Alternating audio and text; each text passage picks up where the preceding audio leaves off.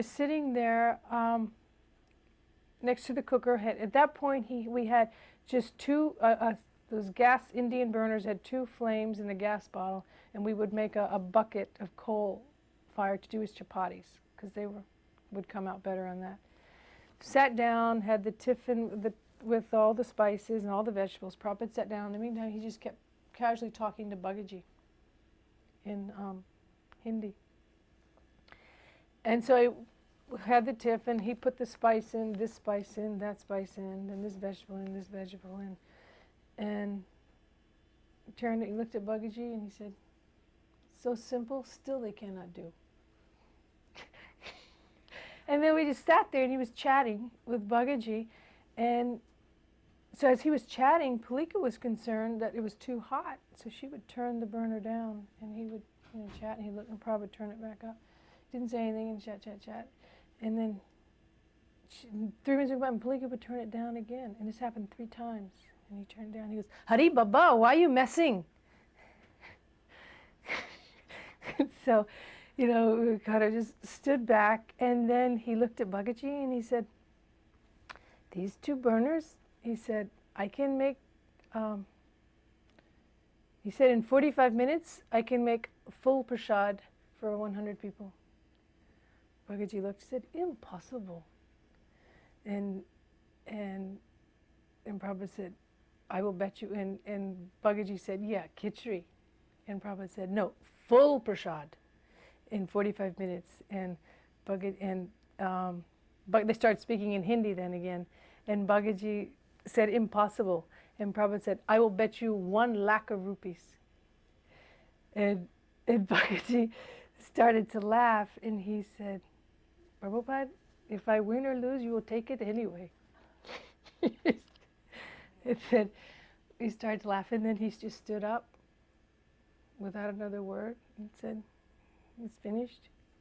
And then he walked out, and the kind of energy just went right back with him, right out the door. So that was my first time him coming into the kitchen and cutting up and speaking. Truthfully, nothing ever tasted like when she brought it from her own home. And I think it's because she made everything in mustard oil. But the taste was exquisite. And Prabhupada did say that if you want to eat for taste, you eat with mustard oil. If you want to eat for health, you eat with ghee. And the things that came from Pishima's hands that she brought from her home, we could never duplicate. So the cooking early on, she was cooking, she used a lot of, so she wasn't using the mustard oil, but she would use a lot of mustard seeds and grind them to a paste, and that would bring out a flavor of mustard. So after maybe 2 weeks of this, Prabhupada he started swelling. He was complaining to me, "Don't let her make this, don't let her make that." And then I was trying to taper her off. "Pishma, you can't do this, Pishma, you can't." And so then about the 3rd day, because at least if she didn't grind them, she started putting, they were floating on everything. And the 3rd day Prabhupada he looked at me and said, "Do not let her in the kitchen. Do not let her back in the kitchen." And I did not have the heart to tell her she couldn't come in the kitchen. I loved her dearly. And she adored Prabhupada. And so next morning when it was time to come in, there was Pishima, we came in, we'd sit down in a little circle, it was like a little ritual. We would begin, and a lot of it was eyes, body language, and feelings in the few little words that I would do. And she'd have her foot knife, and we'd begin, and she had a stone, we had to grind everything. Prabhupada wanted everything fresh. I would take an extra hour and a half in the morning and grind cumin, but at that time he was taking wet paste. It wasn't dry. I would grind with water. And I'd grind on the stone, silbata. And so I'd have all my katoris of ginger paste, chili paste, black pepper paste, and cumin, and right on down the line, mustard seeds, posta. And so we were grinding, and Pishima was getting her vegetables together, and she asked me for the sarson. In Bengali, it's mustard seeds. And I looked and I said, "Pishima, Prabhupada bolo ne sarson." And she'd look at me and I'd say, And she had these big cow eyes, and she'd look at me, and I could hardly resist her. And so I went into my katori and I took one seed, and I looked and I said, Bishima, bus. And she looked at me. She couldn't believe I was being so cruel. But she took that, we started laughing, she was smiling. She took that one seed and threw a little water and began to grind. And if you know what the stone looks like, it has pits, to grind. So I don't know where she got, and she was going like this, and she got it, and we were laughing. And somewhere or other she got something that she could put in there. But, and at that time, Prabhupada hadn't come out to Darshan. I hadn't seen Prabhupada in 2 weeks, physically, and he hadn't eaten anything, that you could count in the palm of your hand in that amount of time. And when I walked in, it was a bit of a shock. He didn't have his kurta on. He had a top piece, and he was sitting, and he had his knee up, and his dhoti over his knee, so his knee was showing. And his collarbone was jutting out. He was so thin. He was so thin, and it immediately put me in a space when I saw him. And I went up, but I couldn't hear his voice. His voice was very weak. So I moved a little closer. Couldn't hear him. I had to come maybe 5 inches from his face to hear his voice. And I was right into his face. And he looked at me and he said, I have not eaten anything solid for 2 weeks. And I started to cry. The tears started to come down my face. And he saw that, and he looked at me and he said, but I'm eating this Singara. And everybody roared. There was Tamal Krishna Maharaj, there was Bhakti Charu, and Upendra. Upendra was there. And everybody roared and said, Jai Prabhupada. And so then he said, but I am eating the cigar. And I started to smile. And he looked at me and he said, so you can cook. And so I sat back, and on my knee, I sat back from him. And he said, but, and he became a little stern. And he said, but, he said, you must shop, you must cook, and you must clean.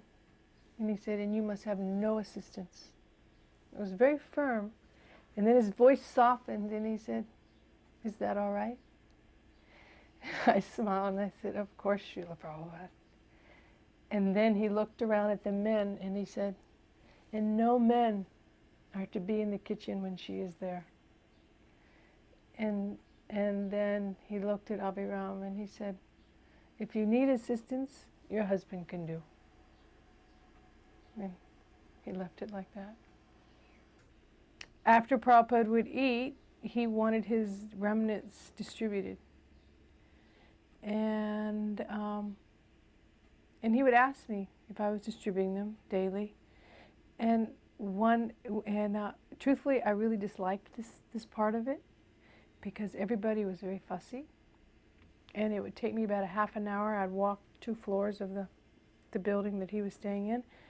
And everybody would, I'd put everything on the plate and go around and, oh, give me this, give me that. No, I don't want that, give me that. And it was like this, and it was kind of even a rivalry and a fight, between some of the men that would want certain things. And every day it was a trip for me. And it would take me quite some time to go around, and people knew when probably finished, and they'd kind of wander out of their rooms, and everybody was in the halls waiting for this plate to go through. And one day, and so Prabhupada said to me, he said, you were distributing? And I said, yes, Prabhupada. And he said, I want you to mix everything. He said, mix. And I said, oh, okay. So that day when I went down, I didn't only mix, I took it and I kneaded it. I took everything, the shukta, the sweet rice, the raita, the dal, the sandesh, and I would go like this and just mix it like I was doing dough. And I want to tell you something, nobody wanted it. Nobody. I walked the halls, and after 2 or 3 days, not a soul was out. Nobody was out. And when I would give them, it was like, oh, just a little bit. They would take this much. And I would go down and I would eat the whole thing myself because I couldn't distribute it. And every day I got this whole plate. And I'm telling you, it was the sweetest nectar. I loved it.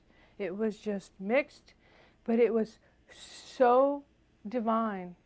And I was done in 2 minutes. I'd walk the halls, not a soul would be out. I'd go up to the next floor, not a soul would be out. And everybody knew before the time, and it was out of every room, there was somebody out the door. And I have to stop, talk, argue, this, give me that. And this took me 30 minutes to distribute his maha. And after a few days, there was not a soul to be seen. And I would come down, eat the whole thing. And after about 4 or 5 days, Prabhupada looked at me during lunch and he said, "So, you are mixing?" I said, "Yes, Prabhupada, this is very good system." I said, "I am mixing." I said, "It's very good." And he shook his head like that. I was terrible, but it was truly delicious. It was truly delicious, and I ended up getting the mercy because nobody wanted it.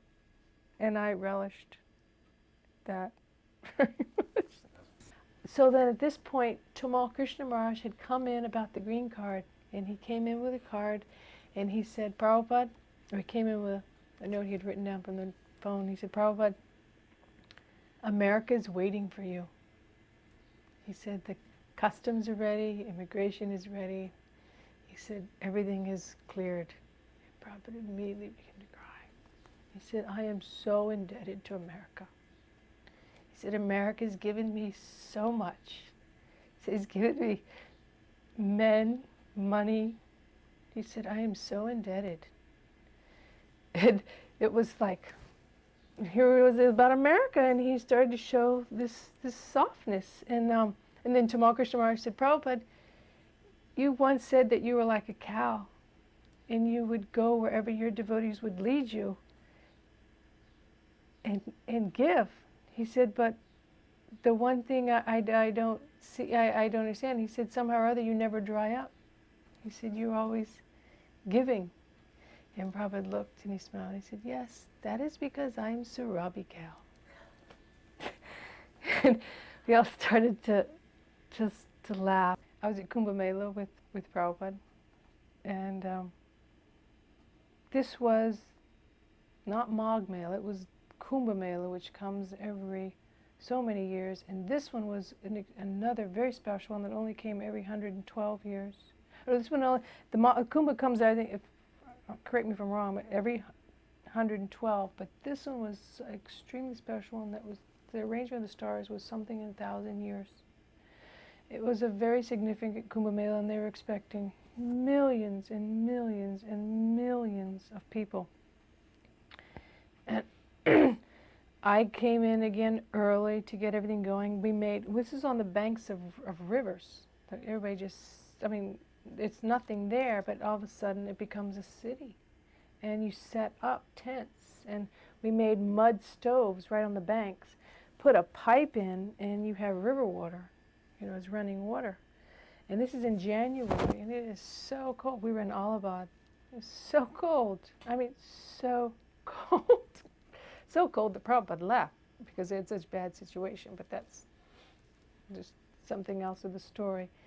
And so we were going on for several days, and Prabhupada's tent was there, and the ladies had a tent, and the men had a tent. Then they had big mud fires for the main cooking for distribution and for the devotees. And then over here by Prabhupada's tent, they had those aluminum siding, like that rippled stuff. And they had a little square box for him to shower. It didn't go down to the ground. You could see his knees. It came from about here up. And his kitchen was the same thing. They had this aluminum siding, but it had the mud stoves. But it was very windy, and we were on the banks of the river, so it was nothing but sand. It was the confluence of the Saraswati, the Yamuna, I think it's the Ganga. They come together. And I'm always of the type that I always want to be purified. I want the punya. I want to do what's right, and I want, to get liberation, and I want mukti, and I want to participate in Kumbh Mela. And so it was a certain day, a certain time that everybody was supposed to go bathe. It happened to be at around 11:40. It was 11:20 something that you were supposed to be in the water. And everybody from our camp left. Day. So everybody went except Prabhupada's servant, which was Hari Sari, getting a massage, and Prabhupada's cook. And everybody else got to go. But at that time, Palika and I were together. And so the three of us stayed back. And there was a part of me in my mind lamenting that I wanted to be in the water. I wanted to be there with that moment of purification, not knowing what I was having back at the camp, with Prabhupada in my service. And so, oddly enough, for about four days I was meditating on this one thing. Prabhupada would come every day out from his massage. He kept his routine no matter where he was. Timely, everything. The time was very important to him. And so he'd come out and he would go, in which my little tap, my sink was right 2 feet at the most from his shower stall. And then the mud stoves were another 2 feet from that. So I was at my tap every day somehow or other washing something, either a pot or vegetable, where Prabhupada would come, take off his shoes, his slippers, open the door and go into the shower. And every single day his foot would come out of that, his foot would go like that, looking for his shoe because they were facing the opposite direction when he walked in. And he would have to turn them around with his feet before he'd open the door, and then he'd put his shoes on, open the door, and he'd walk out. And I was always right there, and I was watching. I was 1.5 feet from his legs when he was taking his shower. So for a few days I kept trying to work up this idea that I'm going to put his shoes on him. And I had been so mental about this for several days that I was a bit nervous. And so I thought, well, today I'm going to do it. And it was just at the time he came out. First he went in. So I made sure I was there at the tap. Here it was. Everybody was gone. They were in the water. And I'm watching out of the corner of my eye for that foot to start going like that. And if I would have actually been more mindful, I would have just turned him around and just forgotten about it. But I wanted this act of putting his shoes on him. And so I saw the foot come out, and I immediately turned and I said, Prabhupada, I'll do it. He said, But because I'd been planning this for 3 days, I was so mental. I turned the shoes around, but then I thought they're wrong, so I went like that with my hands real quick, like scrambling something. And as I turned them so fast, he was already in the motion of stepping. So when he stepped on my arm and he pinned me down to the ground. His foot landed like the middle of my palm to the middle of my forearm, so I couldn't bend, so it actually made me go down to the ground. He didn't get off. Like if you actually hit someone or touch someone, there's an automatic kind of, where you move back. He didn't move. And I was down on the ground, and I had to go further because my arm here, so it took my elbow down, so I had to go further to the ground. And he slowly, it seemed like eternity, he took all the weight that was in that leg and continued to press. And he put all his weight on that one leg, not saying a word, took his other foot, moved it around to move the shoe that I'd switched, and moved the shoe back, and then put his foot in that shoe, and then slowly like this, shifting his weight, went to the other foot, lifted his foot up, picked up the other shoe, opened the door, and then just walked out. Didn't say a word, but had his composure. And I was down, speaking of the fool, I was down waiting to get kicked in the head. I mean, that's what I was expecting when I thought, oh, you foolish woman. I'm down there, and he left all his weight, didn't jerk back, proceeded to shift his weight on my arm till he took the foot and moved it around, and then slowly shifted back, came back up, opened the door, and just walked like this golden light had just passed me by. And Palika, she was in shock what I had done. I didn't discuss this with her, what my mental state was. And she immediately ran over and took my arm, and she was doing my arm to her head. And then I sat and I thought, Sruti Rupa, you are so bad. Here you are wanting the mercy of Kumbh Mela. Here you are thinking this, and you're here, and the pure devotee has just stepped on you. And you're wondering and looking where the mercy is. You know, it's hello. It's right here. And I was flying. I couldn't wait for the devotees to get back. I went running. I remember Guru Das was there. He was a sannyasi at the time. And he came back with Avraham, and I went running. I said, you're not going to believe. And I remember Avraham's face was in shock that I was so expressive, and here I was to a sannyasi. But I was just bubbling over, and he was enjoying it. We were talking, and I was telling him what happened, and he described another story to me. But it made me see where the real blessings were at home. Je anilo premadana koruna prachu